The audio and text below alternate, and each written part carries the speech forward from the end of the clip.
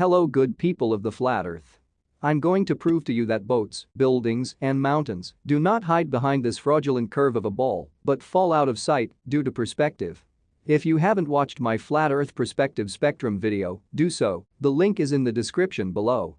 Now, in that video I stated that we can only see up to a certain distance before the sky and the ground appear to meet, and things beyond that distance would have to make up in size to be perceived. It isn't the fraudulent curve of a ball, and I will give you proof in a second. Perspective brings all things to a single point, like looking at these tunnels. And I know that some of you might say that this is rubbish. Well, let's see if that is true. First, we are not moles, and we do not live in tunnels to be able to see this point perspective constantly, but even if you like this, perspective brings things to a point. In my perspective spectrum video, I stated things above your sight line points downward and things below your sight line points upward. There is also a left and a right side, like this. So, in this picture, following the angles of the buildings, we can find the point to which is the direct center of your sight line.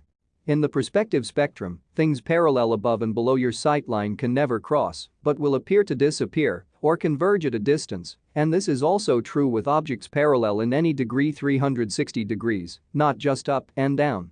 For the empirical proof you've been waiting for. Here it is. I repeat. Here it is. Not any of these building in particular. But any tall skyscraper will do as proof. We know this building side wall is flat, and the windows, despite how big they look, shrink. And this building isn't even 100 meters tall. Now, imagine a building miles and miles tall.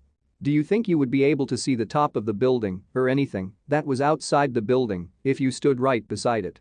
I challenge you planet folks to stand beside the tallest building in your city and trying to count how many floors there is. I guarantee up to a certain point you wouldn't be able to do so anymore. Would you go and blame it on a curve? Is this building curved? Really? Is this building curved? Laughing out loud.